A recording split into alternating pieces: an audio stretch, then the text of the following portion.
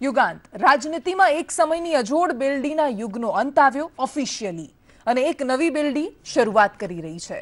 વર્ષોથી જેમનો ગઢ મનાતો હતો એવી ગાંધીનગર બેઠકના ભૂતપૂર્વ સાંસદ અડવાણીની એક પણ તસવીર કે હોર્ડિંગ્સ આખા કાર્યક્રમમાં ક્યાંય ન જોવા મળ્યા, પણ આ કાર્યક્રમમાં જે જોવા મળ્યો એ શબ્દ છે ગઠબંધન।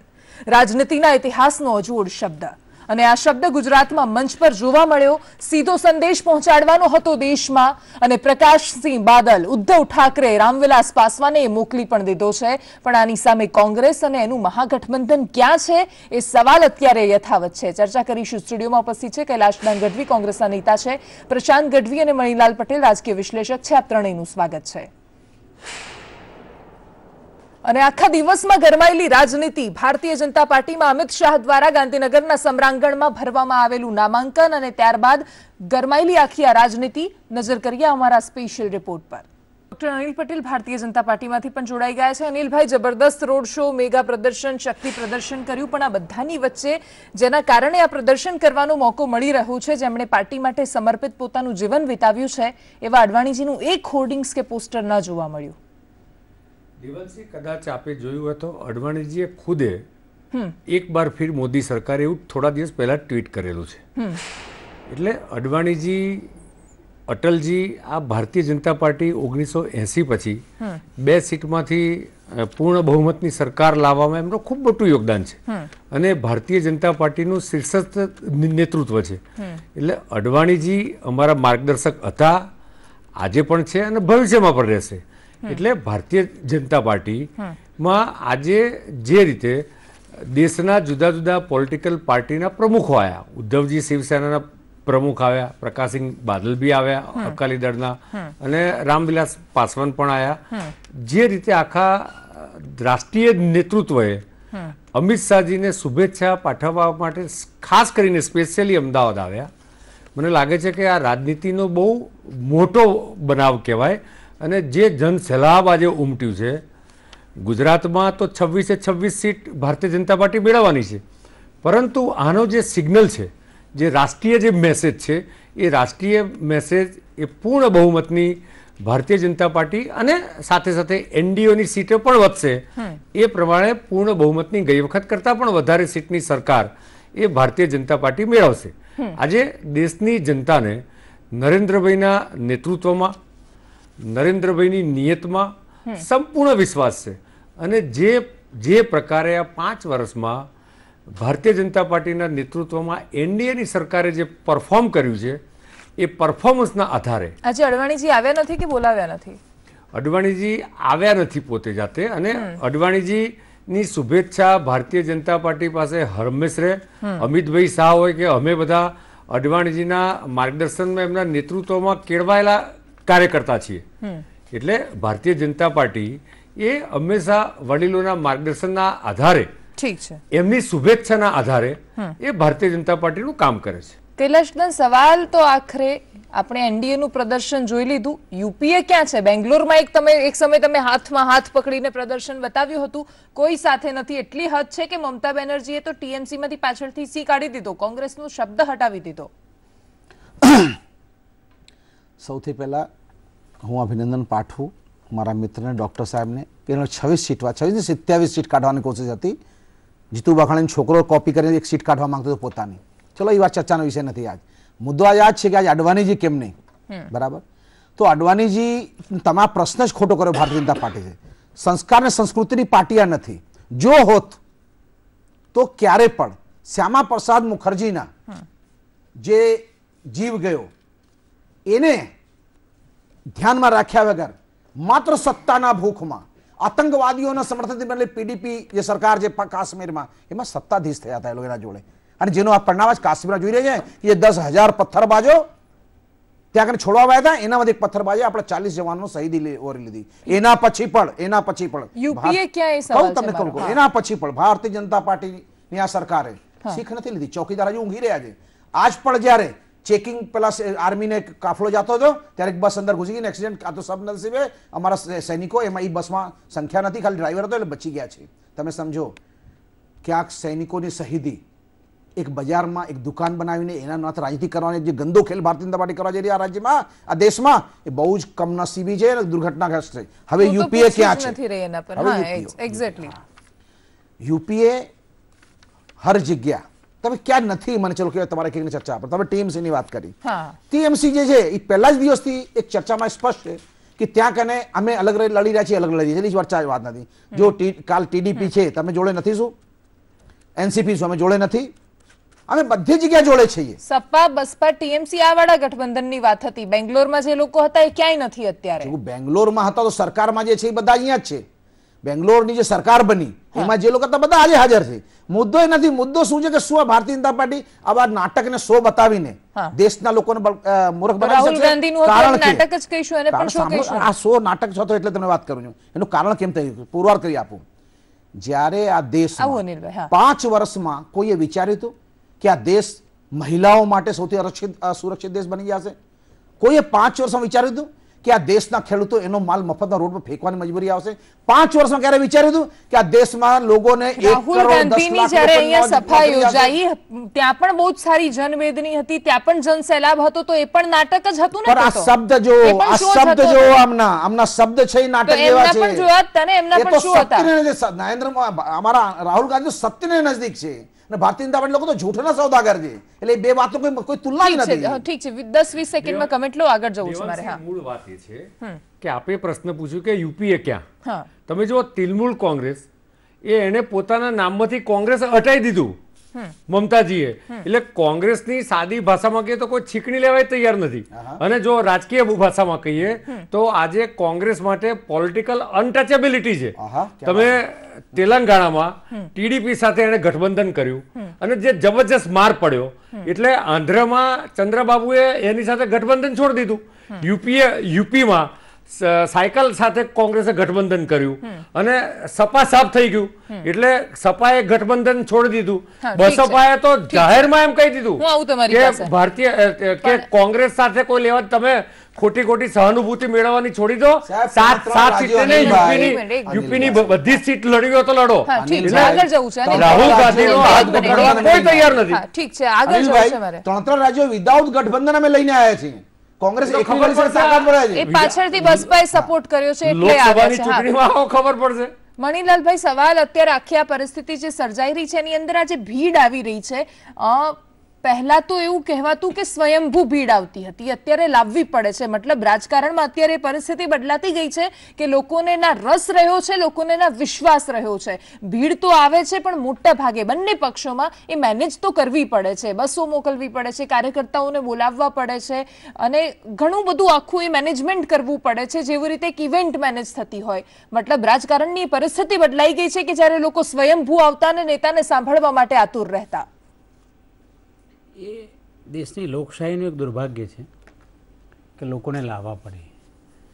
અને બીજું કે જે રીતે આપણા ત્યાં પ્રિન્ટ મીડિયા, સોશિયલ મીડિયાનો પ્રભાવ વધ્યો એના કારણે થોડી તમારે લોકોને ભેગા કરવાનું જે છે પાર્ટીઓ માટે અઘરું છે. એમને કોઈને એજન્સી આપવી પડે. એવી એજન્સીઓ પણ હવે તો કામ કરે છે કે તમે કહી દો 5000 માણસ ભેગા કરવા અને 2000 માણસ ભેગા કરવા તો તમે કરી આપે. એટલે એ વસ્તુ એ બી થઈ શકે છે. પાર્ટીઓ માટે માણસો અને એ બધા જ જે તમે દરેક પક્ષની કોઈ પણ રેલી હોય, સભા હોય, કાલે કોંગ્રેસની થશે તો આટલા માણસો હશે. કારણ એ બધી મતમાં કંઈ કન્વર્ટ થતી નથી, એટલું સમજી લો. જે ભીડ થાય છે, ભીડ મતમાં એક પાર્ટી માટે માહોલ જરૂર થાય છે. એક માહોલ ઉભો થાય કે ઓહો ભારતીય જનતા પાર્ટીનું કેટલું બધું લોકો કોંગ્રેસની રેલીમાં કેટલા બધા. એટલે આ પાર્ટીઓનો મુખ્ય ઉદ્દેશ લોકો ભેગા કરવાનો છે ને એ માહોલ ક્રિએટ કરવાનો છે. દાખલા તરીકે હું તમને આગળ 26 સીટો ભારતીય જનતા આપણા ત્યાં લોકસભાની છે તો ભારતીય જનતા પાર્ટીનો અત્યારનો જે પ્રયાસ છે એવો છે કે આ માહોલ 26 બેઠક પર એક માહોલ ઉભો કરો જેના કારણે કાર્યકર્તાઓનો ઉત્સાહ વધે. 2 થી 5% વોટ એવા હોય છે કે જે માહોલ જોઈને મતદાન કરતા હોય કે કોના તરફી છે, વલણ કોના તરફી છે એ જોઈને. એટલે એ પ્રકારના જે સાઈડ ઉપર બેઠેલો વોટર્સ છે એટલે એના કારણે દરેક પાર્ટીઓ પોતપોતાનું ઇવેન્ટ મેનેજમેન્ટ કરે જ, કર્યા વગર છૂટકો જ નથી. આટલું બધું સોશિયલ મીડિયા, પ્રિન્ટ મીડિયા, આટલી બધી ચેનલો હોવા છતાં પણ હજી રેલીઓ કરવી પડે છે, સભાઓ કરવી પડે છે, આ બધું જ કરવું પડે છે. એનું કારણ આ છે કે એના કારણે માહોલ પાર્ટીનો બન્યો છે, લોકોમાં એક પ્રભાવ ઉભો કરી શકાય. પ્રશાંતભાઈ, કોંગ્રેસ અત્યારે ક્યાંય એનું ગઠબંધનનું ચિત્ર સ્પષ્ટ નથી. બિહારમાં આવ્યું, એમાં પણ પ્રશ્નો થયા. તેજસ્વી યાદવ તો આવીને કહી દે છે કે કંઈ પ્રશ્ન નથી, પણ તરત જ સામે સવાલો આવી જાય છે. આ બધાની વચ્ચે આખા દેશમાં ગઠબંધનમાં કોંગ્રેસ ક્યાં? કેમ કે આપણે ગમે તેટલી મુદ્દાની કે સિદ્ધાંતોની વાતો કરીશું, જીતવાનું તો એ જ છે જે સારી રીતે ગોઠવી શકે છે એક એક પાસા અને સારી રીતે ગઠબંધન કરી શકે છે. ગઠબંધનની બેઝિક વ્યાખ્યા, તારે જરૂર છે ટેકાની અને મારે જરૂર છે કેશની, હાલ ભેગા થઈ ફેરવીએ પથારિયા દેશની. સરકારમાં 6 મહિના હાલ્યા તો ગંગાજીને આયા, વાત વર્ષોની નથી કરતો. મારી 2 4 5 પેઢી બેહીન ખાય એટલી જ થેલી ભરવી છે કેશની, હાલ ભેગા થઈ ફેરવીએ પથારિયા દેશની. આને કહેવાય ગઠબંધન. અને આ માળખાની અંદર જે મહાગઠબંધન ઊભું થવાનો પ્રયત્ન થયો હતો, જે તમે કીધું એમ કે કર્ણાટકમાં 2 હાથ ઊંચા કર્યા હતા, એ પછી આપણે એક PM નું ઓડિશન કલકત્તામાં સર્જાયું. એટલે આજે જે અમિત શાહની શાહી સવારી હતી ને, એ સવારી અમદાવાદ પૂરતી સીમિત નહોતી, એ દેશમાં 360 ડિગ્રી બધાને બતાવવું હતું. એક તો પહેલો ઈશારો હતો કલકત્તામાં, કે ત્યાં બતાવવું હતું કે 25 લાખની જનમેદનીની સામે અમે ખાલી ફોર્મ ભરવામાં 25 લાખ ભેગા કરી શકીએ છીએ. બીજો ઈશારો એ જ રીતે પ્રિયંકા ગાંધીની ફર્સ્ટ ડે ફર્સ્ટ શોની લખનૌની રેલીનો. પણ ત્યાં મને એવું લાગે છે કે સ્વયંભૂ કાર્યકરો હશે, કારણ કે એક કોંગ્રેસી કાર્યકરો સ્વયંભૂ પ્રિયંકા ગાંધીને જોવા નીકળ્યા હતા. એટલે કદાચ એ સાચા કાર્યકર હશે, ભાડુતી ભેગા કરેલા એવા બધા નહીં હોય. હવે આજની આખી જે શાહી સવારી નીકળી એમાં 2 વસ્તુ જે આંખે ઉડીને વળગી.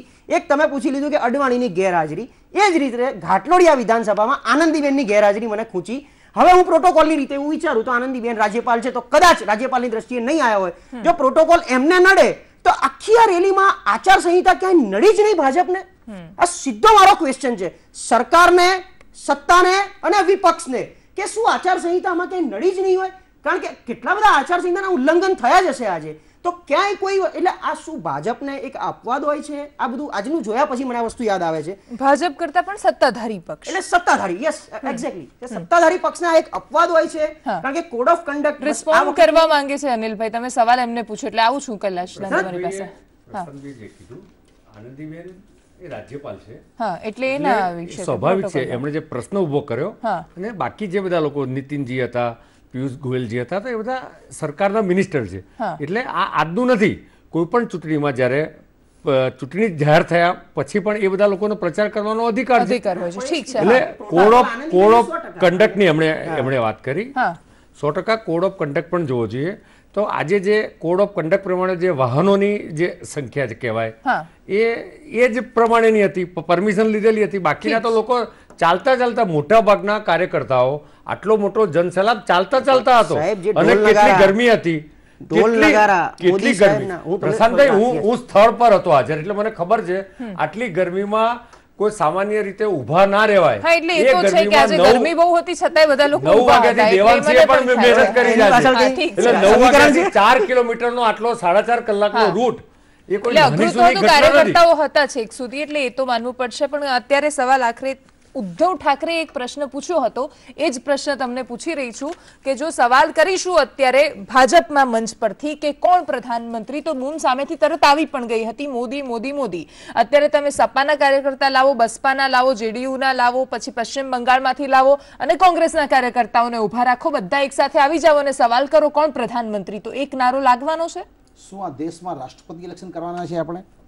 આ દેશમાં રાષ્ટ્રપતિ ઇલેક્શન, પાર્લામેન્ટરી ડેમોક્રેસી રહી છે, પાર્લામેન્ટરી ડેમોક્રેસી અમારે ત્યાં તો છે, કોંગ્રેસમાં તો છે, ભાજપની વાત ભૂલી જાઓ. ભાજપ તો ડેમોક્રેસી નથી રહેવાતી, પાર્લામેન્ટરી ડેમોક્રેસી ક્યાં વાત કરો છો?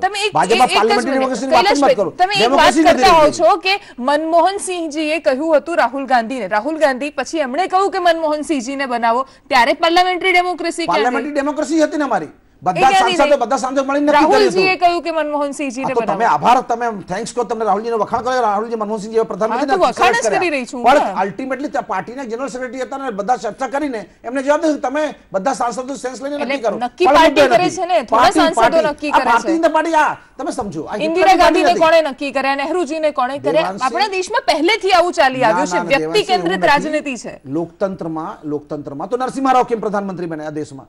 એ સાંસદોએ નક્કી કર્યા હતા, સાંસદો પણ નક્કી કર્યા હતા. મનમોહન સિંહ કેમ બન્યા? ઠીક છે, લાલ બહાદુર શાસ્ત્રી કેમ બન્યા?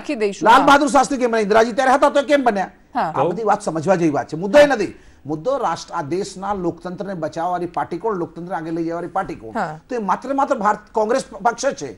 તો ભારતીય જનતા પાર્ટી તો શું છે, હિટલર શાહી દેશમાં 1 મેન શો વાળી વાત છે. હવે બાય ડિફોલ્ટ 2 મેન શો થઈ ગયો છે.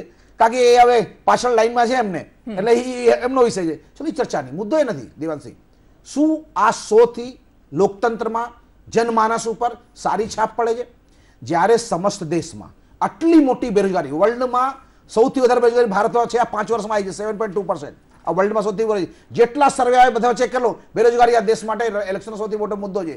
ત્યારે આ પ્રધાનમંત્રી યા બીજા લોકો ભારતીય જનતા પાર્ટી જે રીતે કરોડો રૂપિયાનો વ્યય કરી રહ્યા છે, શું આ કોશિશ રોજગાર આપવા માટે કરી હોત કેટલા લોકોને રોજગાર મળ્યા? અને આ બેરોજગારો શું આ 100 જઈને એમને મગજમાં નહીં આવતો કે અમારા માટે સરકારે શું કર્યું? પછી વાત કહું તમને એના પછી. આ ગુજરાત, આપણે ગુજરાતના ખેડૂતો સુધી વાત કરીએ. આજ ગુજરાતના ખેડૂતો જોઈએ છે મગફળી કૌભાંડના પૈસાથી જાવો જલાલી કરી જશું.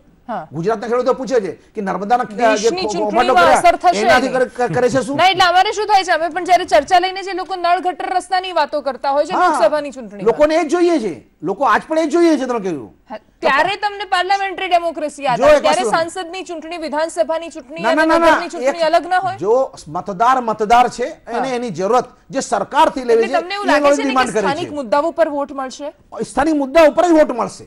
અને સ્થાનિક મુદ્દાઓ એ વસ્તુ પરિસ્થિતિ છે કે આજ દેશમાં ઉદ્યોગ ખતમ થઈ ગયા છે, વ્યાપાર ખતમ થઈ ગયા છે, લોકો નોકરી ઉદ્યોગપતિઓ આગળ વધ્યા છે. ના એનાથી એ મુદ્દો નથી. મુદ્દો બહુ ઇન્ટરેસ્ટિંગ વાત કરું. જ્યારે નરેન્દ્રભાઈ મોદી 15 ઉદ્યોગપતિ લઈને વિદેશમાં એમની ગોઠવણની તૈયારી કરી રહ્યા છે, ત્યારે દેશના યુવાનો રોડ પર નોકરીઓ શોધી રહ્યા છે. આ દેશની આ પરિસ્થિતિ છે.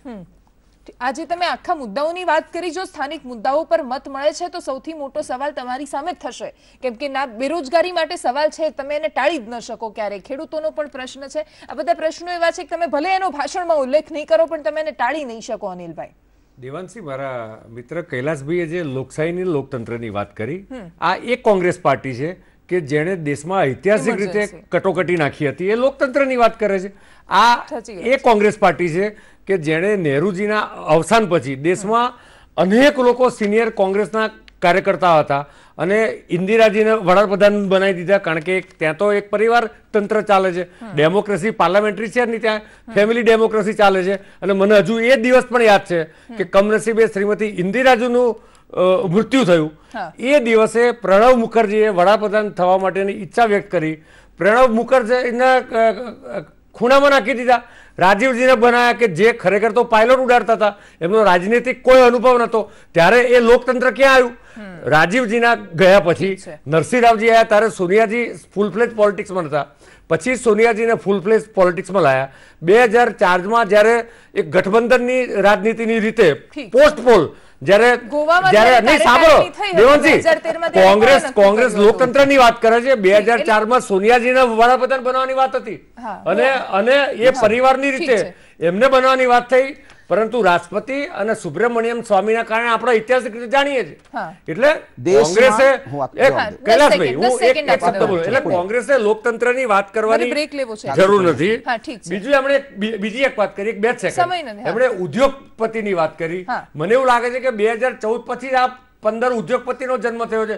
એની પહેલા તો દેશમાં મારે એનો જવાબ આપવો છે. અંબાણી, અદાણી, એનો મતલબ 70 વર્ષમાં દેશ વિકાસ કર્યો કે રાહુલ ગાંધી એકદમ સપનામાંથી જાગ્યા છે 2014 પછી, અને ત્યાં સુધી એ તંદ્રામાં હતા. એટલે એમને કોઈ ઉદ્યોગપતિ જોયા જ નતા. પછી આવીશ ને એ વાત સાથે વિરામ લઈ રહી છું કે અત્યારે 2 પરિસ્થિતિ છે. જે પ્રકારે કોંગ્રેસ કરી છે, શું ઉદ્યોગપતિઓનો વિકાસ માત્ર 2014 પછી જ થયો? અચાનક મુકેશ અંબાણી પાસે પૈસા આવી ગયા?